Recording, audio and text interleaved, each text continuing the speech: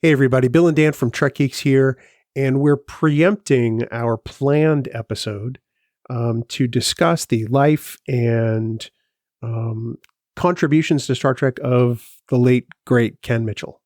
Dan, we never enjoy having to do these types of episodes, but for somebody like Ken, who was just a beacon of light in this fandom, this is a tough loss. It really is. Unfortunately, we all knew it was going to happen probably sooner rather than later. ALS is a bitch of a disease and very difficult, and the life expectancy is not great for someone who is unfortunately afflicted with that disease. But I'll tell you what, Ken took it head on. He made it part of his Star Trek life, which we'll get into a little bit more. But he made other people around him comfortable with dealing with an uncomfortable situation. And when you say beacon of light, you could not have said it any better than that. He is going to be tremendously missed. His contributions to Star Trek and other shows throughout the last 20 years or so, as long as he's been doing this, have been fantastic. And it is, like you said, it is a tremendous loss.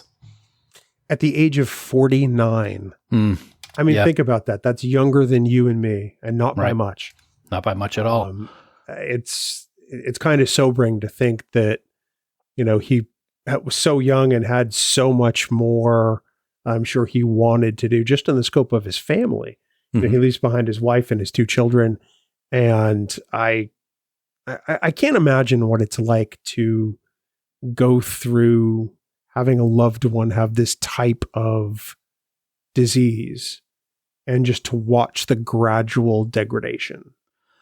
Yeah, I can't really picture it either. The thing that I found so incredible, and I don't mean incredible in a good way, is he made the announcement that he was suffering from ALS.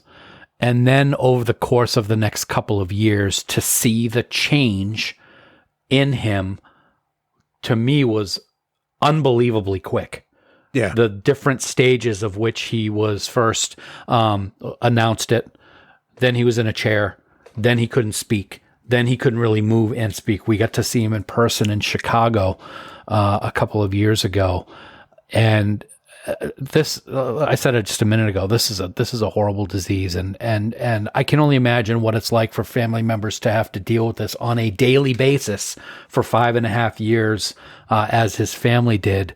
We only saw it a few times at conventions. He was also at one of the on one of the Star Trek cruises a couple of years ago. Yeah, and it's very sad, but at the same time, we're also here to celebrate what an incredible person he was and what a fantastic career he was.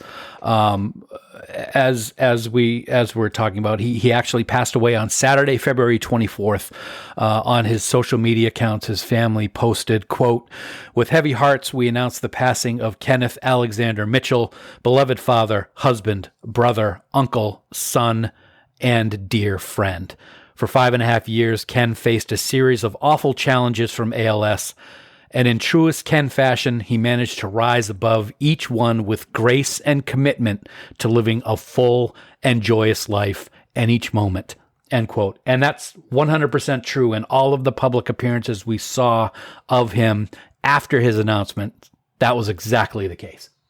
I want to talk a bit about what ALS is, because, people know the letters, but they don't really know the scope of it. And unfortunately, I know this from the top of my head. ALS is amyotrophic lateral sclerosis. It's one of the more horrible muscular dystrophies. Anyone who's watched the Jerry Lewis telethon, in days gone by, ALS is what we refer to here commonly in the United States as Lou Gehrig's disease. Right. The famous New York Yankee baseball player who died ultimately from ALS in 1941. They started to call it Lou Gehrig's disease because Lou Gehrig was one of the greatest baseball players of all time. Yep. Pride of the Yankees. If you've ever seen that movie, it's about him. But what happens is it destroys the motor neurons in your body. And those are the nerve cells that control muscle cells. They gradually decrease till the point where you really have no muscle control. They become weak and non-functional. And in fact, amyotrophic comes from Greek roots that means without nourishment to muscles, which is literally why it is called that. So for the last 5.5 years, Ken's motor neurons have been slowly dissipating to the point where, as you pointed out, Dan, not only did he have to be in a chair, but he could not speak or he could not walk. It is probably one of the most horrible ways that such a beacon of light like Ken Mitchell can go out of this world. To be essentially trapped in one's own body at one point is a terrible thought. But like you said, every time he was seen, everything was about the moment and the joy. And if I can take anything away from Ken's passing, it's that, well, it goes back to enjoying the here and now, right? Yeah.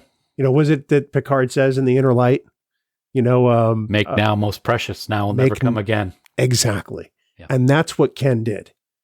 And that's what I take away from all this.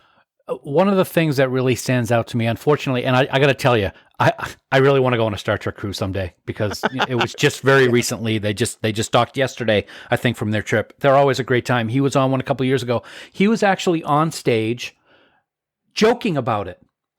He was joking about the disease that was killing him and making him have to be in a chair and use a computer to communicate.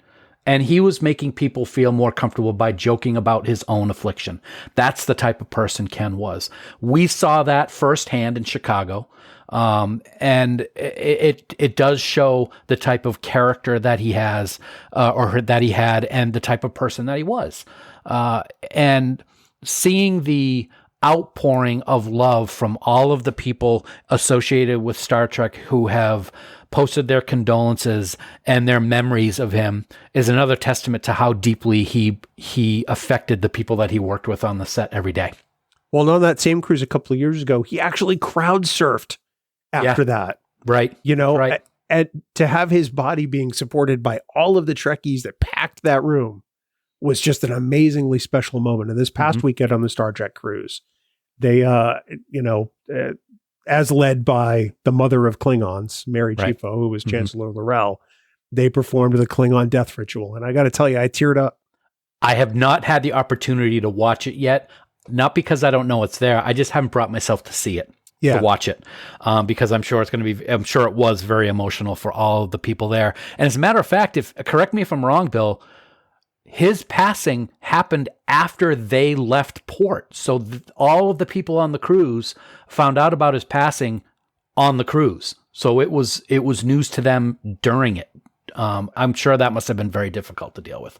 I can't imagine, but to have that same room where he crowd surfed just a couple of years ago, or a similar room to it, be filled with hundreds of Trekkies performing the Klingon death ritual with the Chancellor herself, is pretty amazing.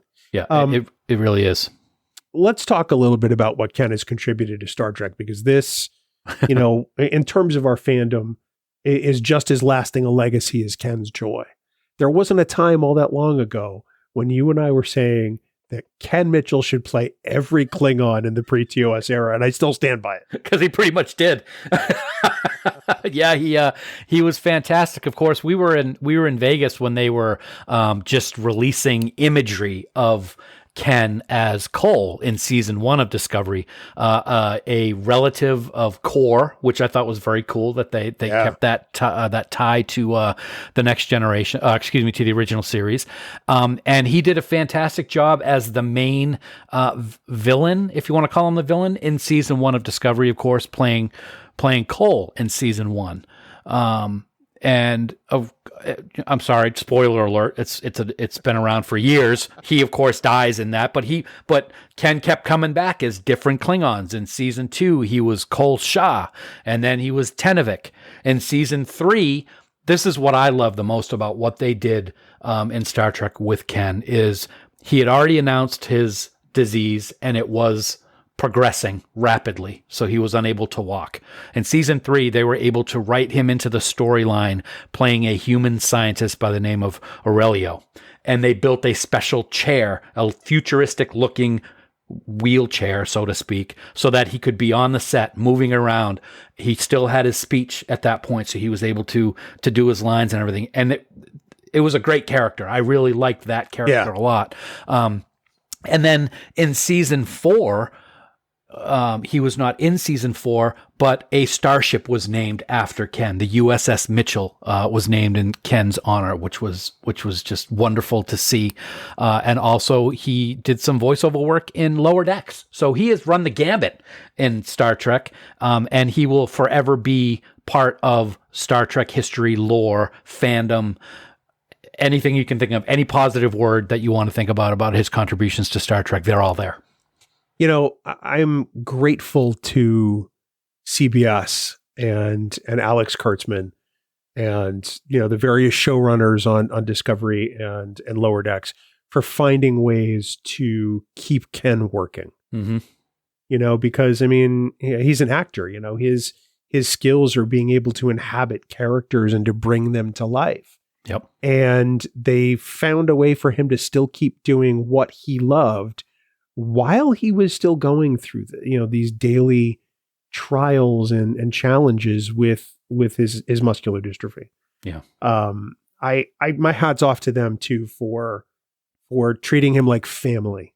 Mm-hmm. For making sure that he wasn't just left by the wayside and say, "Oh, well, thanks for all you did, Ken. Good luck." Yeah. Because there were a lot of studios that could have and probably would have done that.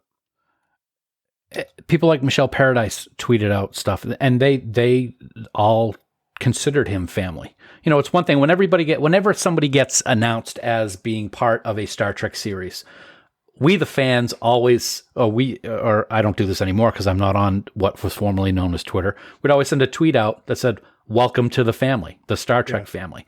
Yeah. Truer words cannot be spoken that he was actually part of the family. I mean, literally. I mean, just seeing all of the responses by people on social media to his passing shows that he was considered a member of the family in every way, shape, and form. I have to say, I love Cole, you know, Team Cole for life still, mm-hmm. but his portrayal of Tanovic in Star Trek Discovery Season 2, where Pike sort of meets and learns his fate, his eventual fate, is key not only to that arc of the season, but also to the portrayal of Pike in Strange New Worlds. Yeah. It informs an entirely different series, you know, and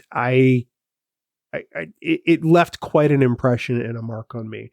I loved the way that, you know, his Klingon is sort of the guardian of these time crystals, you know, set Pike upon this course and said, "Look, you got a choice here to make. You do this, you're committed to the fate you see. Yeah. You don't do this, you walk away." Right. And he did it. I really appreciate that character. That character could have been very confusing to some people, and some people probably didn't like the whole time crystal Klingon story arc. But having Tanovic there and having it being played by Ken was really special. And the emotion played by both him and Anson in that specific scene with the time crystal was one of those ones that you just don't forget. No, absolutely. I mean, he was a joy to watch whenever he was on screen, honestly. Yeah. I, like you, really enjoyed the Aurelio portion of Star Trek Discovery Season 3. we got so many seasons of Discovery now, I can't remember which one is which. Ken is also great in the movie Miracle, about the 1984 Miracle on Ice hockey team in the Lake Placid Olympics. That is a fantastic movie. And Marvel fans may remember that he had a small part in Captain Marvel as Joseph Danvers, which I completely forgot about. When I was reading all of the tributes and everything, I was like, oh my gosh, I completely forgot. For me, I have talked about it countless times over the last several months when we have actually recorded. Grimm has become my all-time favorite show. It just, without a doubt, he's in an episode of Grimm.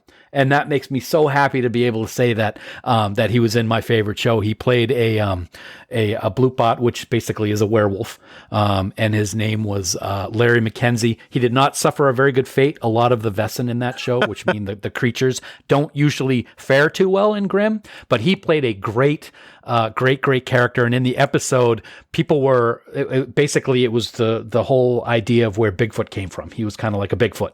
Oh, interesting. Yeah, it was really a great episode. And I think I more than one occasion, because Sue and I have watched it several times now, the entire series. I've texted you a picture. I'm like, oh my gosh, yeah, that's right. Ken Mitchell's in Grimm, and I'd send a picture with him, you know, having died on a tree. You go watch the episode if you want to know what I'm talking about. But I just love the fact that he was in Grimm, and he's my two favorite things, Grimm and Star Trek. He was in both of them. It's fantastic. There's another great series which was on, I think 2006 or so, called Jericho. It was a CBS series, and it was short-lived, but it was about a small town in Kansas that is literally left, cut off from the world after seeing a mushroom cloud over nearby Denver. And it was a great series, and it kind of had a major part in that series. And it's one of those ones that was canceled too soon. But it's definitely worth the watch. It's only about 28 episodes, but he's fantastic in it. Yeah, I've heard he's good in that. A show that I've never watched before, which he had a recurring role in, was Ghost Whisperer. I've heard good things about the show. I've never actually watched it. And of course, there's been all kinds of reality shows that have come out after Ghost Whisperer, like Dog Whisperer and Horse Whisperer and all that. Not related whatsoever. But that's another one. So he's been in a whole lot of stuff. I think it is very safe to say he will always be remembered for his roles in Star Trek, maybe over everything else. Not only because of the number of roles that he played, but because of the powerful acting that he did. Might be hard to recognize him under a lot of that makeup. You could only see what he looked like when he was playing a human.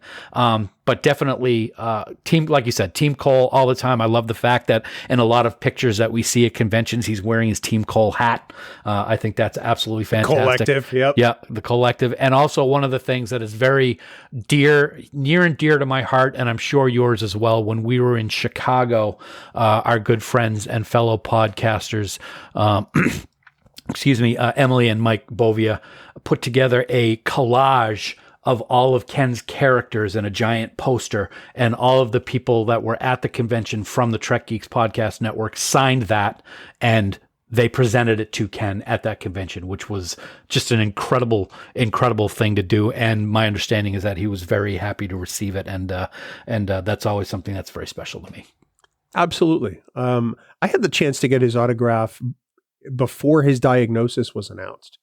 So I saw him at the STLV in August, and then it was later on, or I think early the next year, where it was announced. And I had him sign my Star Trek Discovery print that I'm, eventually is going to be, yes, a fundraising item for the Hollywood Food Coalition. And he was just the coolest character. We talked about Team Cole for life, and, he loved the fact that people were responding so well to the character. And, what can you say? He could not have been nicer. Yeah. Joy is really all I keep coming back to. And if I have half the joy in my remaining years that Ken Mitchell had in the last 5, then I'll consider myself as having done pretty damn well. I think we should be very thankful that we have been able to meet him and talk to him. This is another perfect example, man. And I've said it every time we've had to have the unfortunate task of having these discussions and these memorial episodes. If you're at a convention and you want to meet someone and you want to get an autograph, don't do what I did with Renee and with Aaron and think that you'd be bothering them if they're at their table and they're looking at their phone or something. They're there to meet us.